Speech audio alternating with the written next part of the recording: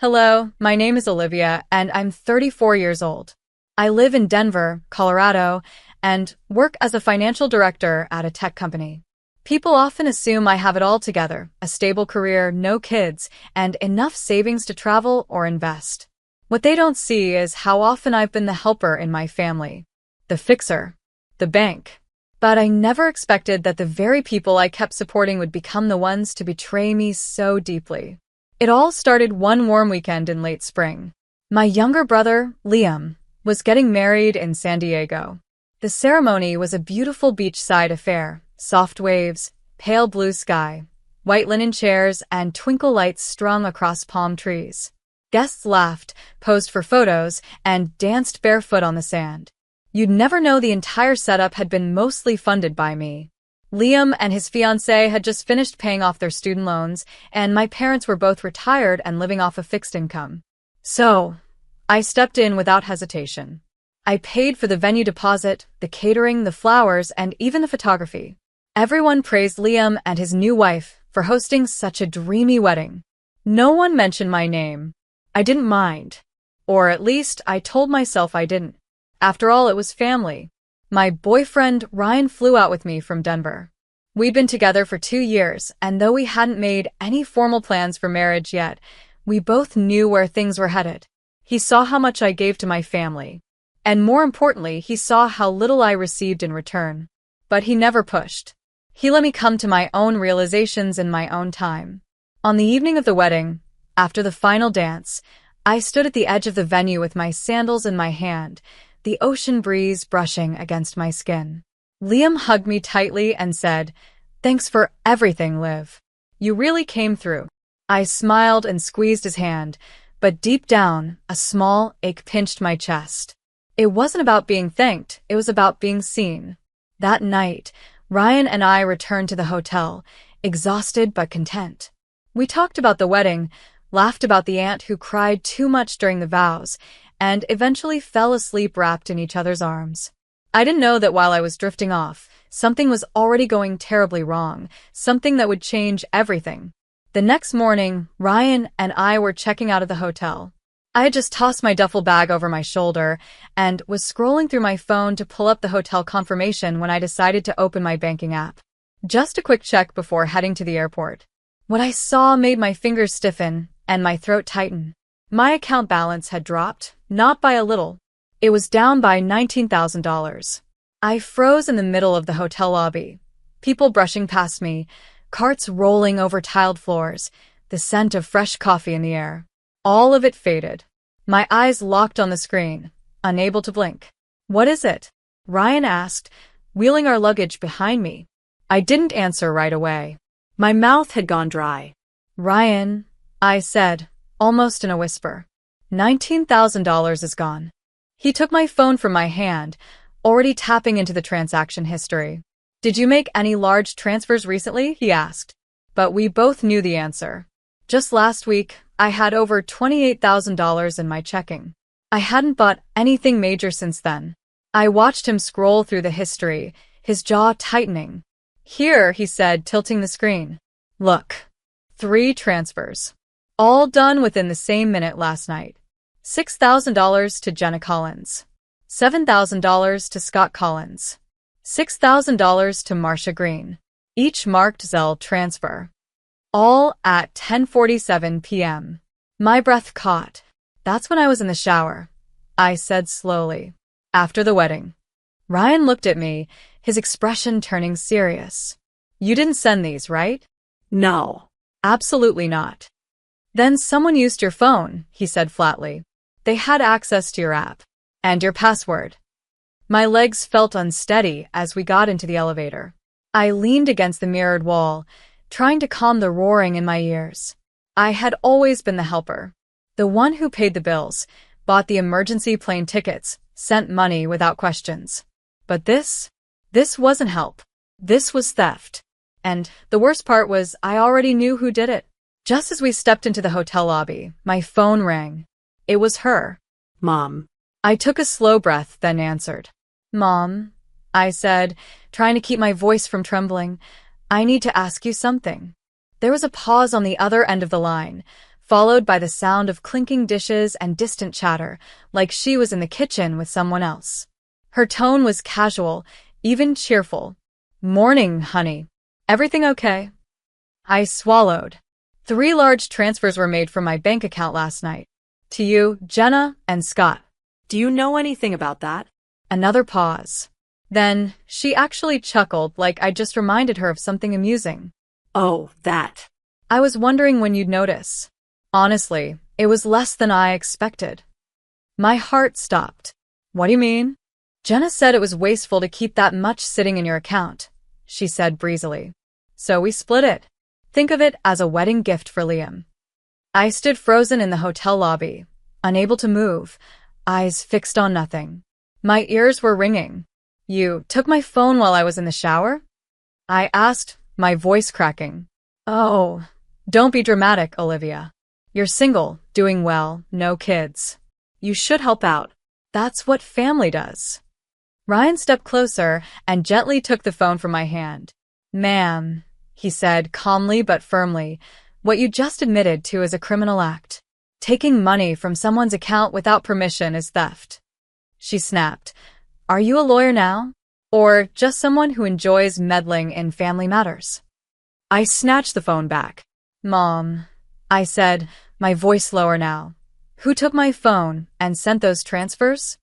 Jenna, she replied without shame. She guessed your password. It wasn't hard. Something about your old cat, right? And then she hung up. I stared at the blank screen in disbelief. The woman who had raised me had just laughed in my face after helping herself to my life savings. It wasn't just betrayal. It was bold, unapologetic theft from the people I had trusted the most. Ryan took my hand, gently but firmly. We're not letting this go. And neither was I. We didn't even stop to breathe. After the call ended, I told Ryan I wanted to speak to them in person.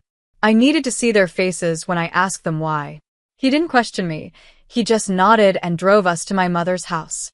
The drive through the San Diego suburbs felt surreal. The sun was out, birds chirped, and the sky was the same soft blue from the wedding. But I felt nothing. It was like I had been scooped out from the inside. Before we could ring the bell, the door opened. Jenna stood there in a tank top and yoga pants, holding a coffee mug. She gave me a half smile, like I was early for brunch. Oh. Olivia, you came back. I walked right past her. Inside, my mother Marcia was sitting in the living room sorting through Liam's wedding photos. Scott, Jenna's husband, had his feet on the coffee table, sipping espresso like it was Sunday morning and nothing had happened. We need to talk, I said, standing firm in the center of the room. Marcia looked up calmly. About the money? Yes, I said, my voice sharp. I want to know who gave you the right to go into my bank account and take $19,000. Jenna shrugged and plopped onto the couch. You should have used a better password. Mr. Whiskers was too easy. She laughed like it was a joke. Scott chuckled. I told her not to do it, but she said you wouldn't care. You think I wouldn't care? My fists clenched. My voice was rising. You took $19,000 from me while I was in the shower. You didn't ask. You didn't even hint. You just helped yourselves. Marcia stood slowly, setting down the photo album. Olivia, don't blow this out of proportion. It was for Liam's wedding. You're single. You make good money. Liam's starting a new life. Families help each other.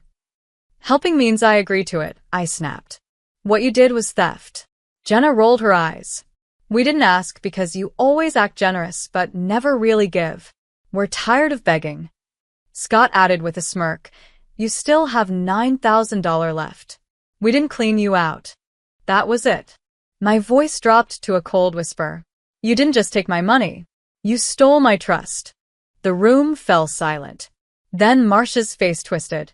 How dare you speak to me like that? She shouted, and before I could react, she raised her hand and slapped me across the face. The sound rang through the room like thunder. Ryan was on his feet in an instant, grabbing my arm and stepping in front of me. Enough, he growled, turning toward Marcia. Touch her again, and you'll deal with the police. I stood there, my cheek burning, my heart pounding, my mind blank. That slap didn't just hurt my skin. It shattered whatever illusion I had left of this being a misunderstanding. It wasn't. They knew exactly what they were doing. I looked around at the three of them. Now it's not just theft, I said. It's assault. And I turned and walked out the door, this time without looking back. We drove back to the hotel in silence. I held Ryan's hand the entire way, but I couldn't speak. My cheeks still stung from the slap, but what hurt more was the cold certainty settling inside me. This wasn't a moment of madness. This was a pattern I had never wanted to admit. By the time we landed in Denver that evening, I was exhausted in a way sleep couldn't fix. I didn't unpack. I didn't check my email. I just sat on the couch and stared at the floor, my mind spiraling. The next afternoon, I opened my laptop and began pulling up bank statements. I told myself it was just curiosity. But really, I needed proof. Proof that this wasn't in my head, that it wasn't just one bad night, one poor choice by Jenna or Marcia. I needed to face the truth I had been avoiding for years. I printed out my statements and started highlighting every financial transaction related to my family. Red for Jenna and Scott. Blue for Marcia. Yellow for Liam. Line by line, month by month. Soon, the stack of paper on my dining table grew thick. Over the past 3 years, I had transferred just over $42,000. $42,000. Rent help, tuition, car repairs, medical emergencies, birthday parties, Christmas gifts, roof leaks, lost phones, just till payday. Just this once. There was no just once. Every time I hesitated, they layered on guilt like frosting. We're family, Olivia. You have a good job. You're not struggling. You don't even have kids. It's not like you need the money. I had believed them. I thought I was being loving, supportive, responsible, but I hadn't been helping. I had been enabling. I remembered the time Jenna called me sobbing because her daughter Madison had supposedly broken her arm and they couldn't afford the ER bill. I wired $1,500 in the middle of my workday. Later, I found out insurance had covered everything. Jenna had used the money to put a down payment on a new iPhone for Scott. Ryan sat down beside me as I highlighted another transaction. Have you eaten anything today? I shook my head. Not hungry. Look at this. They've been using me like an ATM. I was too blind to see it. He gently took one of the pages from my hand. You weren't blind. You were trying to love them. I didn't reply. I couldn't. Then he asked quietly, have you thought about taking action? I hesitated. If a stranger had stolen $19,000 from my account, I said slowly, I'd report it. He nodded. So why not now? I stared at the pages, my hand tightening around the highlighter. Why not, indeed? The next morning, I sat in front of my laptop, staring at the document I had labeled the truth. It contained every dollar I had given to my family over the past 3 years, complete with dates, amounts, screenshots, and text conversations. It felt more like a crime report than a family history. Ryan placed a cup of tea beside me. You don't have to do this today, he said gently. Yes, I do, I replied. If I don't take a stand now, I never will. He nodded without saying another word. I called an old colleague of mine, who now worked at a law firm specializing in financial cases. She connected me with the Colorado office for financial crimes, specifically a woman named Tina Hargrove, a seasoned officer in the Family Financial Crimes Unit. Miss Olivia Brooks? Tina asked when I arrived at the office later that afternoon. She was in her 40s, composed, and wore no-nonsense glasses that framed sharp, perceptive eyes. Yes, I have something I need to report. I think it qualifies as financial exploitation by family members. Let's sit down, she said calmly. It took me nearly an hour to walk her through everything. Liam's wedding, the $19,000 transfers from my phone, the slap, and then the years of unreturned loans and guilt-laced manipulation. Tina took notes silently, only pausing to ask precise, pointed questions. At the end, she asked, Do you have evidence? Ryan opened the folder we had brought and handed it over. Bank statements, transfer logs, screenshots of texts. Audio from the confrontation at Marcia Green's house. Tina flipped through the file. Her expression didn't change, but I saw her eyes narrow slightly. "This isn't uncommon," she said. "What is uncommon is someone actually speaking up." I nodded. For a long time, I thought staying silent was the peaceful option. But it's not peace if you're the only one being hurt. She nodded back.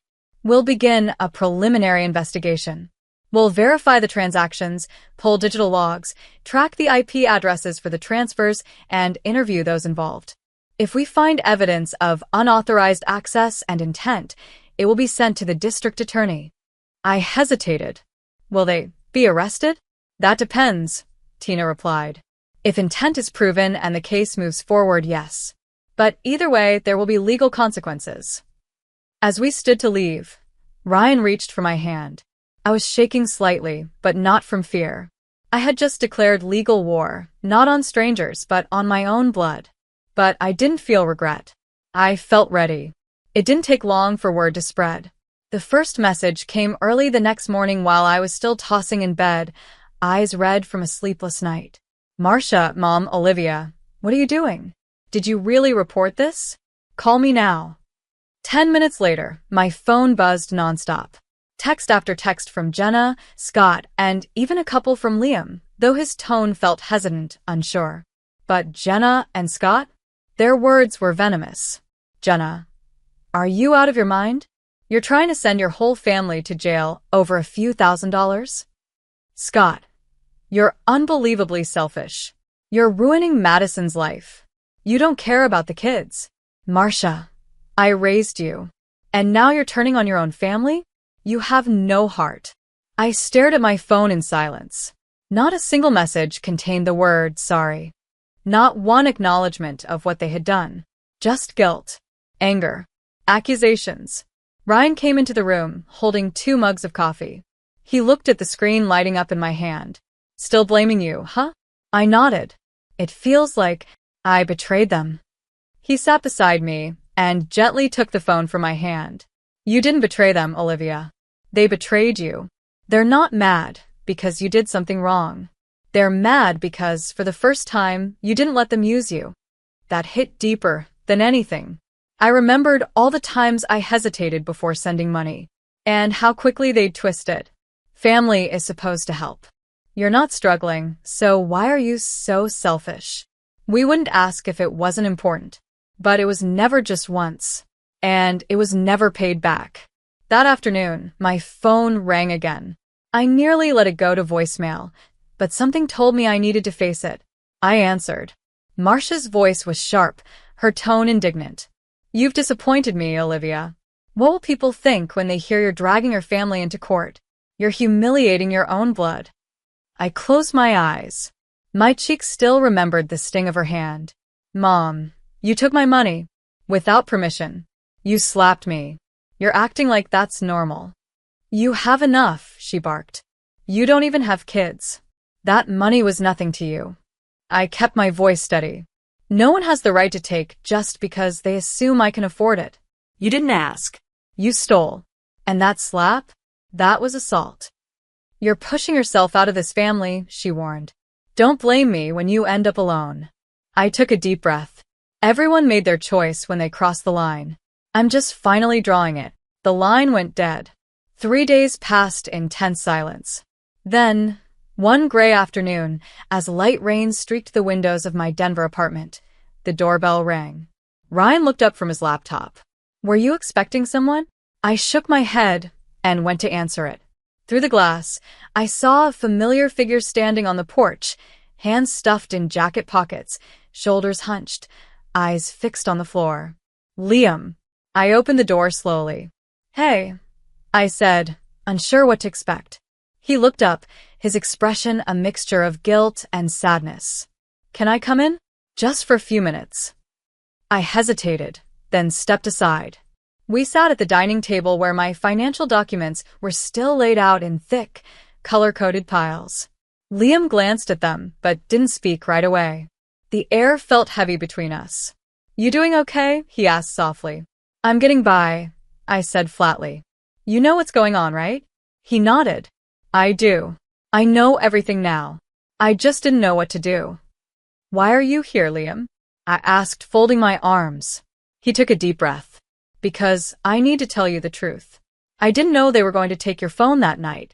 I never asked them to. But this isn't the first time I've seen it happen.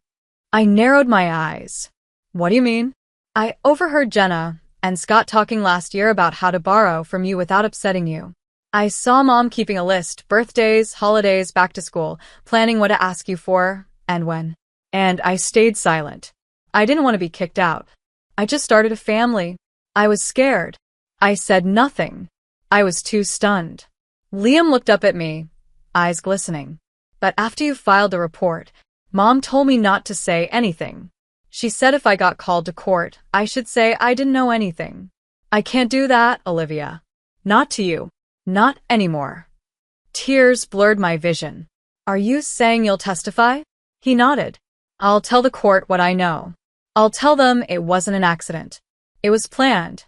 And it's been happening for years. I reached across the table and took his hand. Are you sure? You know this means they'll turn on you, too. I know, Liam said. But if I have to choose, I choose truth. I choose you. The preliminary hearing was scheduled for a rainy Monday morning at the Jefferson County Courthouse. Ryan drove me there in silence. I sat in the passenger seat, gripping a folder full of printouts, evidence, and pain. When we entered the courtroom, my heart felt like it might crack open.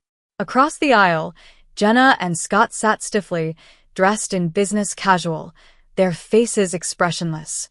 Neither of them would look at me. My mother, Marcia, wasn't there. She had submitted a formal excuse citing health issues. A convenient way to avoid facing what she had done. But Liam was there. He sat beside me, shoulders tense but steady. I placed a hand on his knee briefly. He nodded, breathing slowly. The judge entered, Honorable Judge Nora Higgins, a sharp-eyed woman in her 60s with short gray hair and a demeanor that demanded attention. When she spoke, the courtroom fell into silence. Today we are hearing preliminary evidence regarding case number 8826B. Allegations include unauthorized access to a personal bank account, misappropriation of assets, and one count of physical assault. Yes. That last part was for the slap. The prosecution laid out everything: the bank transfers, the unauthorized access through my stolen phone, the years of unreturned money, screenshots, voice memos, statements. Then it was Liam's turn. He walked slowly to the witness box, his suit slightly wrinkled, but his voice unwavering. I didn't want to believe what was happening at first, he said, but I saw it. My sister Olivia was being used. Not helped. Used. He described overhearing Scott and Jenna strategizing how to ask for money without setting off alarms. He spoke of our mother keeping a calendar of financial asks. He even admitted knowing Jenna had guessed my password years ago. She bragged about it more than once. Then he looked straight at the judge and said something I'll never forget. I stayed silent because I was scared. But I'm done being scared.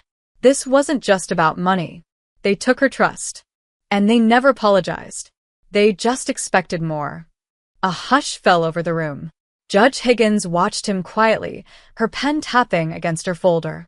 Ryan squeezed my hand. When the hearing ended, I stood beside Liam in the hallway. Are you okay? He nodded. I lost them today. I looked him in the eye and whispered, No, you still have me. And for the first time in my life, I'm proud of you. A week later, I returned to the Jefferson County Courthouse for the final ruling. I wore a simple navy dress and held Ryan's hand the entire walk through the courthouse doors. Jenna and Scott were already seated inside, their expressions blank, but their body language rigid. Marcia had once again failed to show up. No surprise. Judge Nora Higgins entered the courtroom and began speaking without delay. The court has reviewed all submitted evidence: the unauthorized bank transfers, the text message logs, witness testimony from Mr. Liam Brooks, and the audio recording captured at the defendant's residence. This includes the physical assault committed by Marcia Green during the confrontation. I inhaled sharply. Even if Marcia wasn't present, the slap hadn't been forgotten. Justice had a longer memory than my family expected. The court finds the defendants, Jenna Collins and Scott Collins, guilty of unauthorized access and misappropriation of personal assets, totaling $19,000. Furthermore, the court recognizes emotional harm and physical injury suffered by the plaintiff. Judge Higgins adjusted her glasses and continued. 1. Jenna and Scott Collins are sentenced to 3 years of supervised probation. 2. They are ordered to repay the full $19,000 to Ms. Olivia Brooks within 90 days. 3. An additional $6,000 is awarded in emotional damages. 4. Ms. Marcia Green, though absent, is held accountable for physical assault and fined $2,000. She is also sentenced to mandatory anger management counseling and a 6-month suspended jail term. 5.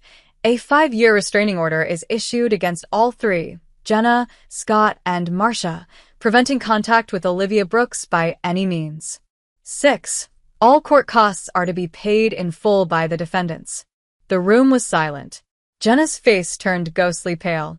Scott whispered something to their attorney, who looked away. I sat frozen, not from fear, but from the strange, quiet weight of justice finally settling in. Liam touched my shoulder. You did it. Ryan leaned in. You didn't just protect your money. You protected your peace. I stood slowly, my eyes scanning the courtroom one last time. I had entered this place feeling like the accused, unsure, emotional, torn. But now I stood with my head high. I hadn't broken my family. They broke themselves. I simply chose not to be a silent victim anymore. The courthouse steps were slick with melting rain when we walked out, but I barely noticed. The world felt different now, not softer, not easier, but clearer. That same evening, I sat curled up on the couch with a blanket and tea, staring at my muted phone. I hadn't turned it on since the verdict, but eventually curiosity won. I powered it up. Dozens of missed calls, a handful of voicemails, and one new text from an unknown number. You think you've won? We're not going to kneel. I didn't need to check who it was from. I deleted it without a second thought. 3 weeks passed quietly. Scott lost his job after the court records were flagged in his company's background system. Jenna and Scott's joint accounts were frozen by court order. Then, foreclosure proceedings began on their house. I got a text from Liam. Just wanted you to know. They missed 2 mortgage payments. Madison's school had to revoke her enrollment due to late tuition. They're falling apart. I read it calmly. No satisfaction. No revenge. Just truth catching up. A few days later, I received a voice message from a woman I didn't recognize. Hi, my name is Teresa. I read your article on the forum. I've been financially supporting my daughter for 30 years. I used to think I was just being a good mom. Your story helped me realize I wasn't being kind. I was being controlled. Thank you. I pressed play again, tears welling. For the first time in years, I didn't feel alone. More messages followed. Emails from strangers. Women. Men. Even a man who wrote, Thank you, Olivia. Because of you, I finally stopped sending my unemployed brother $500 every month. He called me heartless. But I finally feel free. Each message chipped away at the weight I'd carried for so long. Meanwhile, Ryan became my quiet anchor. He never pressured me to forgive. He never tried to fix my pain. He just stayed. One evening, while I was watering the tiny herb garden on our balcony, he came outside with 2 glasses of red wine and a small navy blue velvet box. He didn't say much. I thought I'd wait, he said. But then I realized, if there's one person I want to wake up next to for the rest of my life, it's you. Inside was a simple platinum ring with a single diamond. It wasn't flashy. It wasn't extravagant. It was perfect. I whispered, yes. Spring came slowly that year. The snow melted into soft, blooming mornings.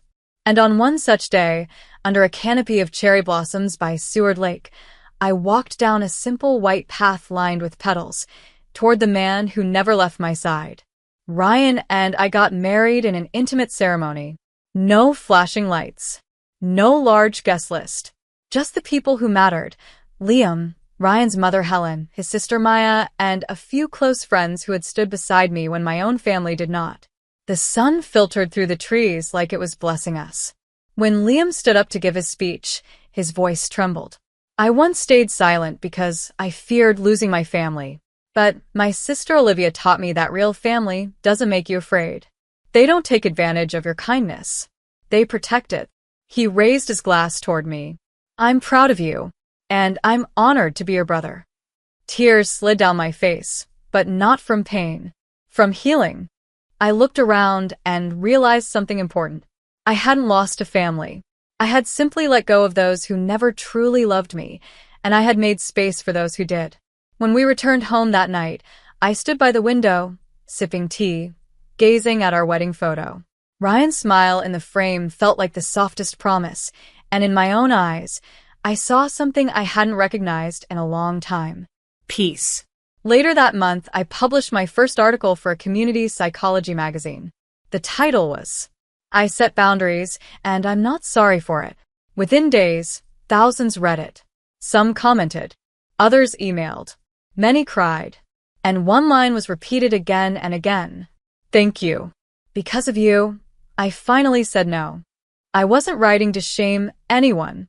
I was writing for people like me, people who had confused love with sacrifice, who were raised to believe that loyalty meant staying silent while being broken. I had been called cold, selfish, even heartless, not by strangers, but by the people I once would have given my last dollar to. And now I finally understood. Kindness is not letting people hurt you. Love is not financial servitude. And family is not an excuse for abuse. I didn't destroy anything. I simply drew the line. And when I finally let go of those who only valued what I gave, life led me to people who valued who I was. Ryan, Liam. Helen, and Maya. The strangers who messaged me. The readers who saw themselves in my words. That little girl inside me, once desperate for approval, had finally grown into a woman who understood her worth. And today, if someone asks me what I gained from all this, I'll smile and say, I didn't just survive.